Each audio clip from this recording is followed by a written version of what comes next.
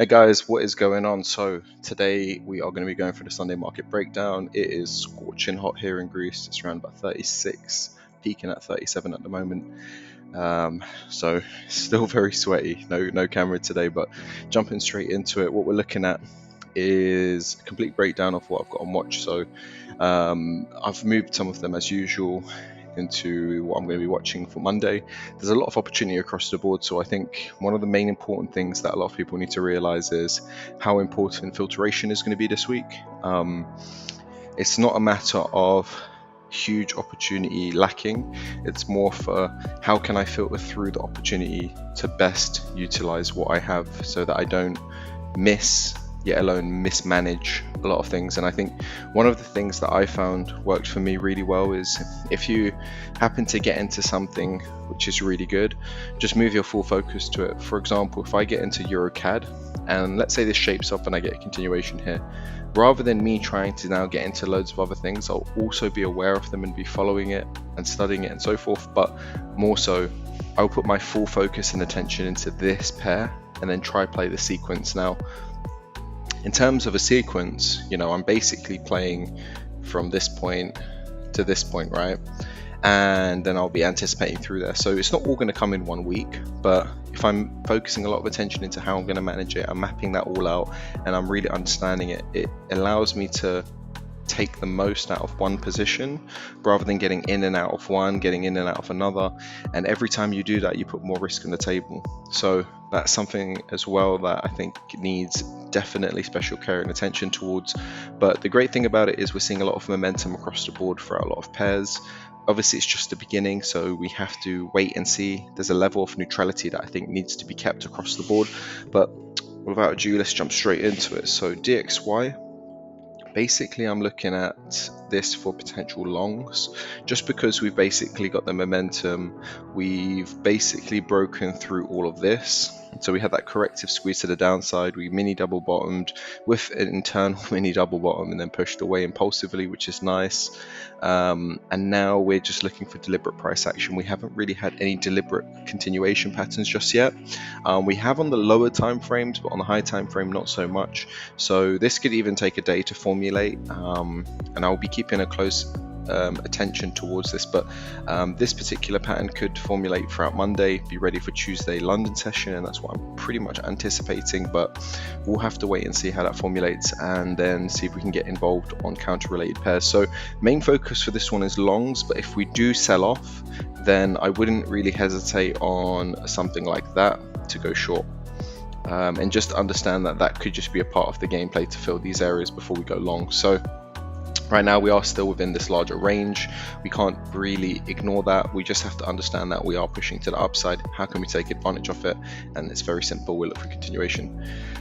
US 500. US 500 is still pushing long actually, which is quite nice. Now, this is one thing that I did say before is, we are trading in all-time highs, so you need to be a little bit more on the management, but try not to choke your trades. If you did get a chance to study this particular pair, you'll see that, it is very good for longs when you do position yourself correctly. There's nothing wrong with positioning yourself for longs in these areas. It's just you have to understand the territory you're within. But in a sense, because of the type of pair it is, a trade like that, if presented with clear structure, it is more on the lower risk of side. So what we do see on the 4 hour is we did have a 3 touch in there, which is easier to see on the 1 hour, and then we actually had a 1 hour entry within there to go long. Now, how I would look to take this is basically very simple. I would look for deliberate continuation if presented and go long from there. I don't really see that being a problem. I'd see if you can get in not too tight, but just well enough to be protected and then get position. Now this isn't as good as that trade there, but we're basically playing off the accumulation, or if that flag was just on the break, it'd be even better. And then you basically play that, and easily, a trade like this can turn into 10, 15, 20, 30%. And yeah, that's just a pretty good way to look at it. So in terms of a long-term perspective, I'll just go back out to the daily. What I'm really looking at over here is that ray line. And why is because what we can see over here is that we have this push, and then essentially we're taking that from the break, and then we're seeing that we're coming into these sort of areas here, and then we're looking at it from the break or from the base. So we have to be more on the management here, because that could be the complete fill, but more than likely I am looking at it coming from here And coincidentally, actually, as I was just explaining with the continuation we're seeing now, you can see that we have something similar right here. So what we can see is that we have the 1, 2, 3, right? And then just on the break of it, we have that little bit of accumulation before we go. It's the same thing that we're seeing on a smaller time frame there, so that's something to pay attention to. It doesn't necessarily mean that it's 100% certain, because nothing is, but it is a high probability that we are going to continue higher. JP225 is still a little bit corrective, but I think it's definitely worth still paying attention to it and not letting your guard down on it, just because of the positioning of some of these yen pairs. They are positioned in the high value area, they are very overextended, and it could just be a matter of 2 days of just solid impulsive price action that completely turns this pair around. So it's worth just kind of keeping that on a side monitor. It doesn't have to be on your watch list, it could be on your additional, sorry, not your additionals, your extras, something that you're keeping an eye on the side, because it's not the sort of price action you want to be letting kind of slide, because we have been waiting for this for a very long time. So if it does start to present itself clearly, we'll be able to take full advantage of that. Aussie US dollar, I really like Aussie US dollar only because we basically have this larger expanding, and now we're correctively coming back into this low, but there's the potential that this can still follow through. Now, throughout the accumulation of this whole area, we can still impulsively break and just keep moving to the low, and that's a really nice thing to just basically be keeping attention to. But we have to understand that this area here has also got a bit of liquidity sitting in it, so we can spike in, spike back up, and make our way higher as well. So there's a level of neutrality there, so we have to understand that how can I get involved to get into a position to trade into those lows but be well protected. Well, refining on the 15, we can see that there's a slight little hook point there which comes in with the retest. If we can come back down, create a base of 2 touches, come back up, retest that area and get into a rejection, that'll be phenomenal. As we can see with price action across the board with a lot of these US related pairs, we can see that there's a huge abundance of opportunity there. So because of the amount of pairs that I had on watch, I did filter AU out, but it doesn't necessarily mean that I won't be looking at it. I'll still be paying close attention to it to just observe. This is more of an insurance play for me, I'll be honest with you, only because it's not the cleanest. We've come from this corrective price action. It just happens, this obviously when you pattern separate this is actually quite clean.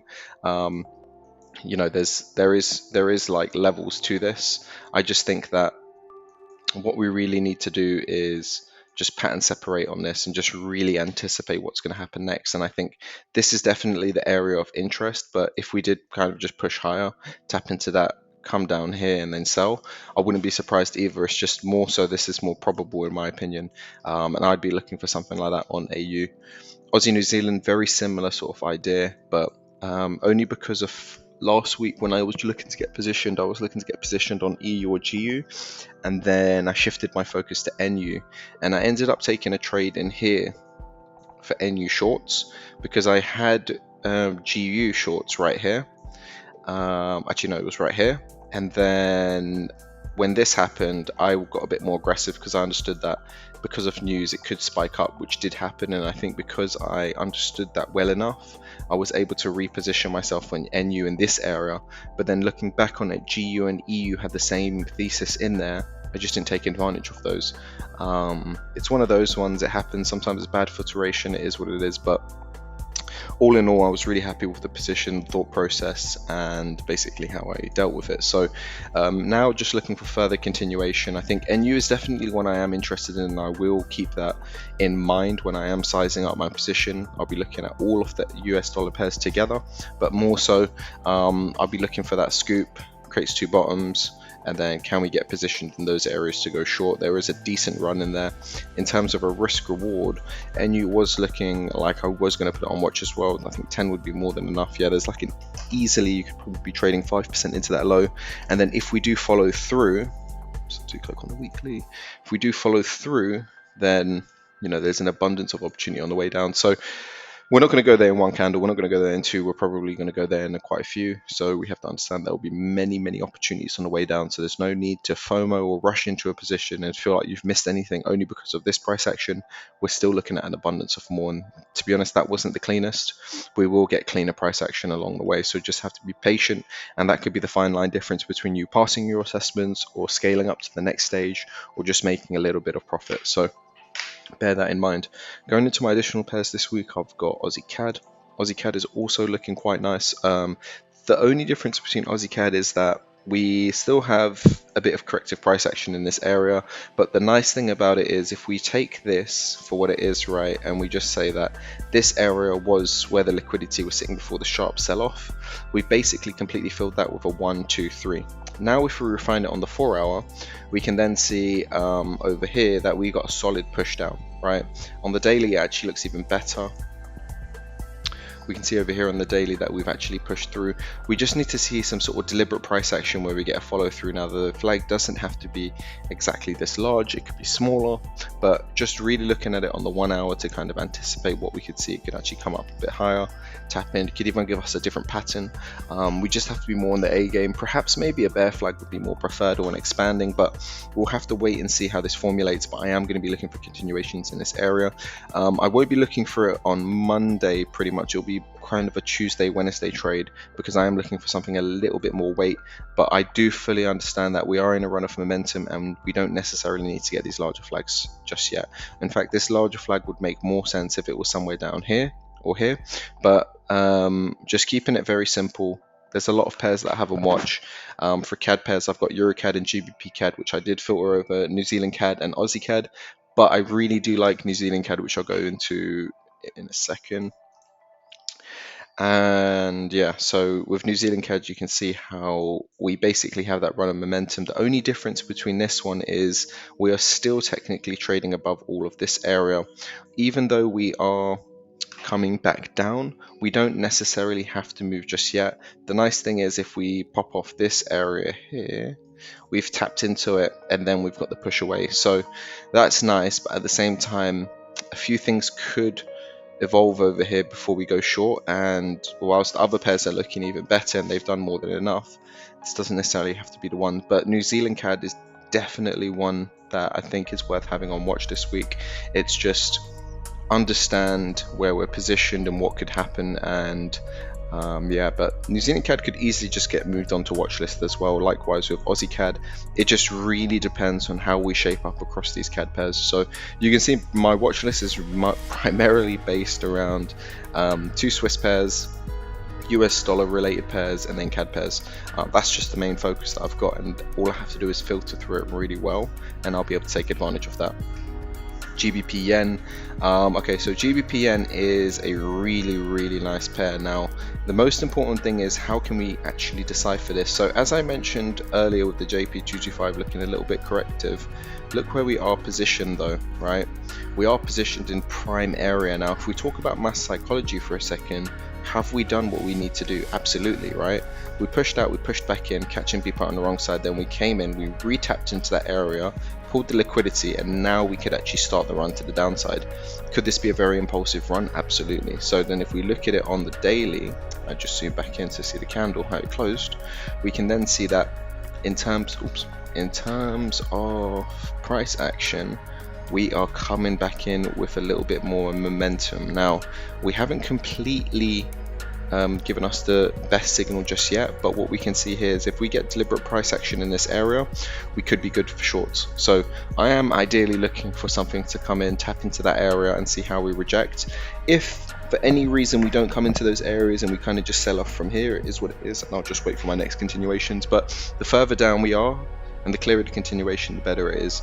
Any trades below here definitely are more in the lower risk side of things, but higher up in the run is where we really have an edge right now, and if we can get something like this would be stunning. This could be a Monday trade for sure.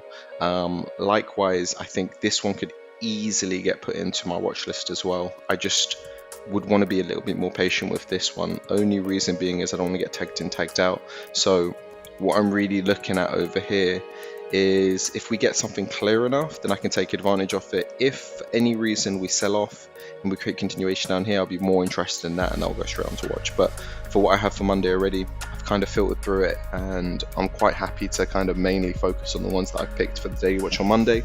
But we'll have to see how market opens. If we get gapping, if anything really changes, big impulsive price action, we'll get a clear message of what we need to filter out and swap in.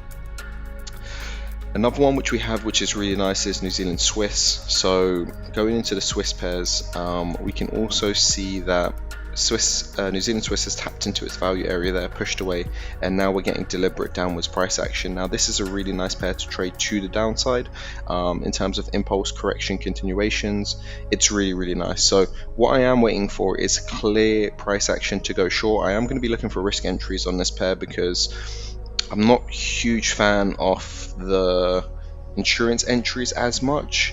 They're not usually as nice as the risk entries, but we'll have to wait and see. So I'm going to be looking for something to just kind of come back into these areas, and then for me to take advantage of that, being aware that we do have these little points here as well where we could just kind of spike up, tap into that and go short.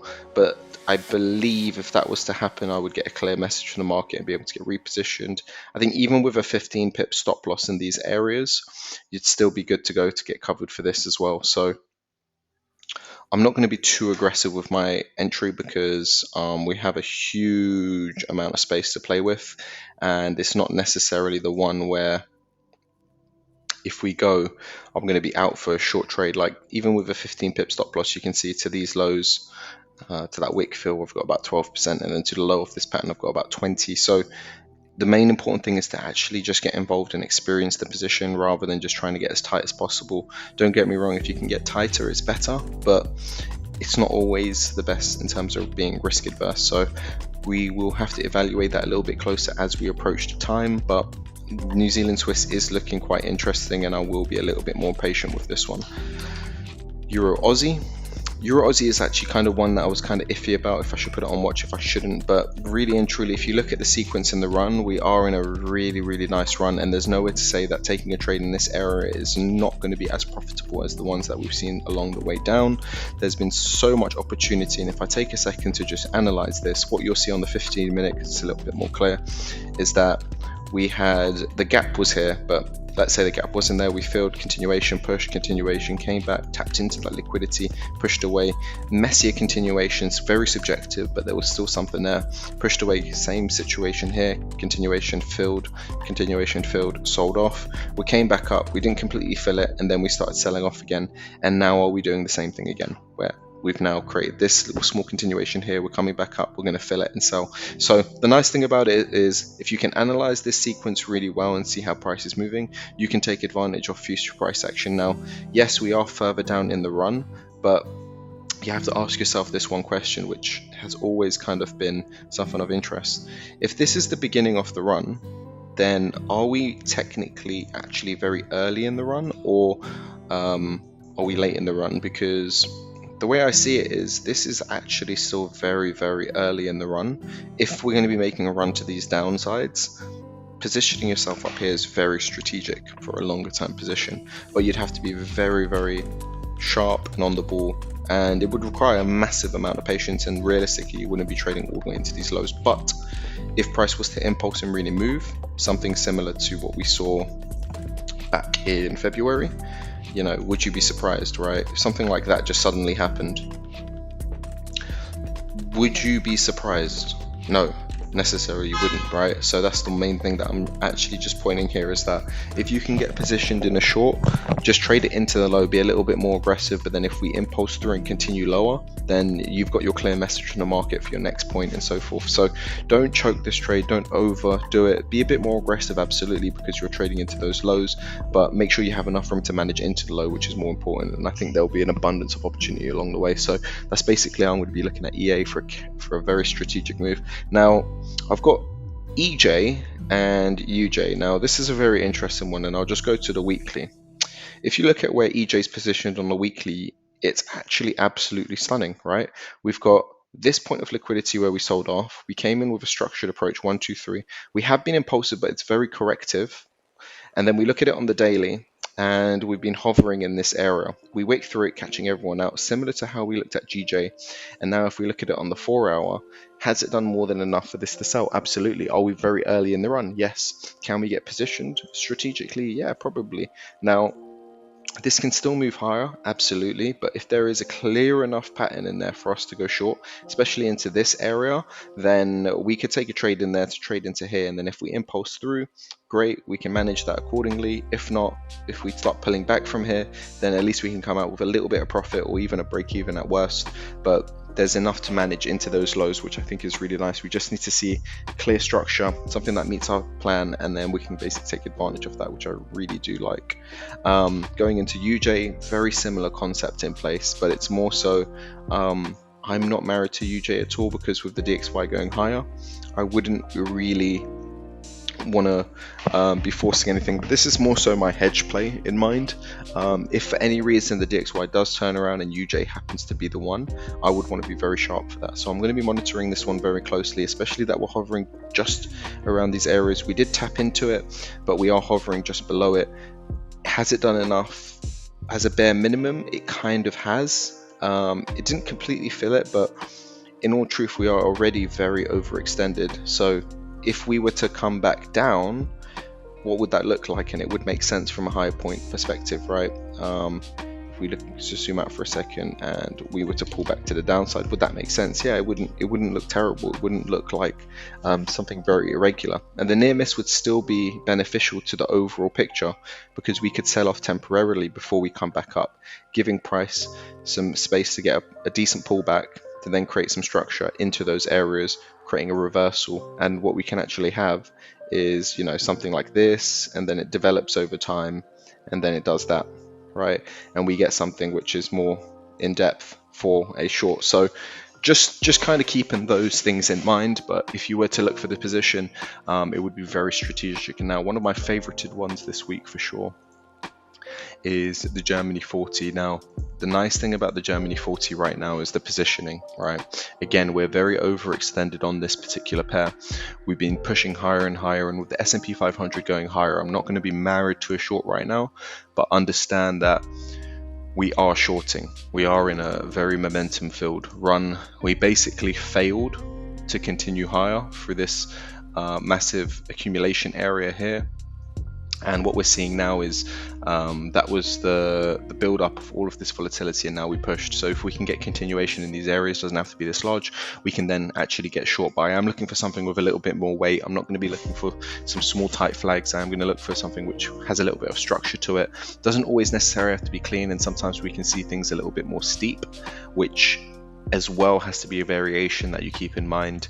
It just has to meet a certain criteria. So if we were to get something a little bit more steep right now, what would it look like? Well, it would look like that, coming back into that little area there, which you can see clearer on the 15, and then we could take advantage of something like that. So that's just something that I would definitely urge you to bear in mind, that we're not looking for perfection in these areas, because we are on a run of momentum. So we don't have to look for the cleanest of structure, but I've put it on there for demonstration purposes. But really and truly, we could be getting something a little bit more complex. Going into the main ones now for Monday. So I filtered in EuroCAD, GBP CAD, Euro USD, GBP USD, and GBP Swiss. Main reason I've got GBP CAD on watch this week tomorrow is we've completed with a 1, 2, 3 into these areas. We've pushed, and now we've impulsively broken through it. Looking for that lower risk trade, we can basically see if we get continuation in these areas. It's still high probable for this to really sell off. We're positioned extremely well, and if we're in the impulsive run, we can clear this run and actually just really push further. Now, there is all these little inflection points on the way. I wouldn't really let them put you off. Just understand that if we tap into them and pull back, we could really create a larger flag in these areas, but more than likely this is more than enough for this to just really move. So EuroCAD's a very simple one. You can see we're just looking for simple shorts to the downside now. Going back to the weekly, we can just see on the weekly that, you know, we are within this larger range, so it's not going to be like a forever trade. It could really come back into these lows and get really corrective, or even come into these lows as a really nice area. But we just have to wait and see. We just have to wait and see how that shapes up. GBP CAD likewise, we're still trading above this ray line, but the nice thing is how the weekly closed is very impulsive, and we basically got that full body price action, which technically validates the risk entry. And then now we're just looking for deliberate price action to give us continuation. So given how the weekly shaped up, if we can get a deliberate continuation in these areas where we are technically in the very impulsive golden run, we need to be sharp and look for something clear. I think a 2-touch is more applicable in these areas. If we can pull back, just tap into area liquidity, maybe come in with a little bit of corrective price action, get positioned in there, add a little bit of extra protection on it, and get in for the short, and then you can scale in as we move forward and we get more clearer deliberate price action. But at the moment, I wouldn't be surprised if market opens and this just continues to plummet. It doesn't really have to give you any continuation pattern just yet. It's just we would want to be as sharp as possible for it. I just think as Asian session opens, it makes more sense for this to correct a little bit. Maybe some people start profit taking as it starts pulling up, creates a deliberate piece of price action, and we continue and go short. We just have to wait and see. It could be even shorter, it could be in there, but we just need to wait and see, as I said, how this really shapes up. But it's looking great for next week. That's the variation between the two CAD pairs. Whichever one shapes up, I'll pick one. More likely Euro CAD over GBP CAD, but it's there. Euro USD. So Euro USD tends to be the more momentum filled one at the moment, and I am more interested in this because there's a clearer run to the downside. If we can carry on with this sequence where we're moving pretty impulsively, I'm looking for a clear push back down, push back up, we tap into these areas and we can go short. So I'm just going to be waiting to see how that formulates. Even if we don't come in completely and we just do that, and then this evolves into this, that's completely fine as well. I don't really care. I just want to be seeing clear, deliberate price action where we get 1, 2, 3, and we can get positioned for the short, and we're in for the run. GBP USD likewise. If the DXY is moving higher, we're going to be betting our bucks that all of these US related pairs are going to be going short. Now, I haven't put the forecast for the long there, and the long is possible, but the long is very simple. All we're going to be looking at on the long side is if this fails for any reason and we push up aggressively and then we create deliberate price action, we're just going to basically look for that. That's basically the long that we're going to be looking for, but more than likely there's no point deviating everything. I think it's worth focusing on the short for now. If we can get a clear continuation structure, take the position, don't take anything less.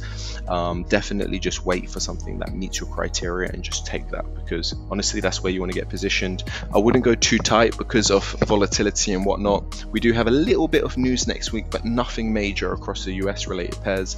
I think the interesting thing is on Tuesday at New York time we have some news, and I think that just might be a bit of a volatility for price to actually get its massive push that we're looking for. So let's have a little wait and see how that shapes up for GBP USD as well. And then GBP Swiss is the other Swiss pair which I did filter on, but likewise if they do shape up, I'll quickly just check out New Zealand Swiss as well. But you can see that we've cleared this low, we've come in from the the corrective continuation pattern there, and then now we're moving to the downside again, where we know that this pair can be very corrective and we have to bear that in mind. But if we are in the impulsive run, this could be impulsive.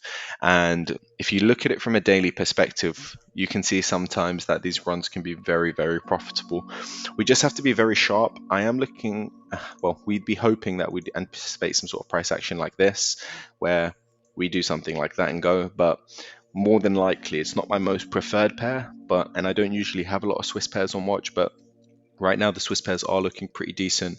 And like I said, if something does shape up, I wouldn't really hesitate to take a position on it. It's just I would have to understand that if this did get very corrective and started becoming very slow, that comes with the territory of taking the trade, and it would just be a part of holding on a portfolio. So it's one of those ones. But that basically summarizes my watch list and cards for this week. I don't really have much else. I did filter out a few pairs.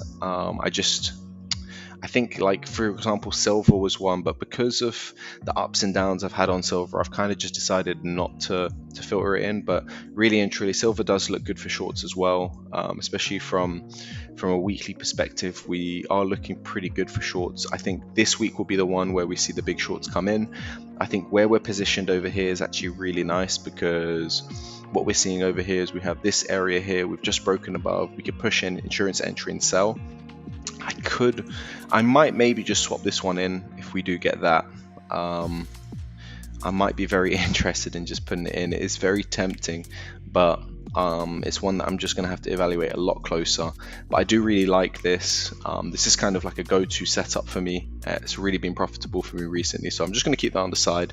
But it's not my most preferred entry. I think there's so much great trades on at the moment that if you were to just put too much in here, you could overlook some of the really good opportunities. So you don't want to overdo it.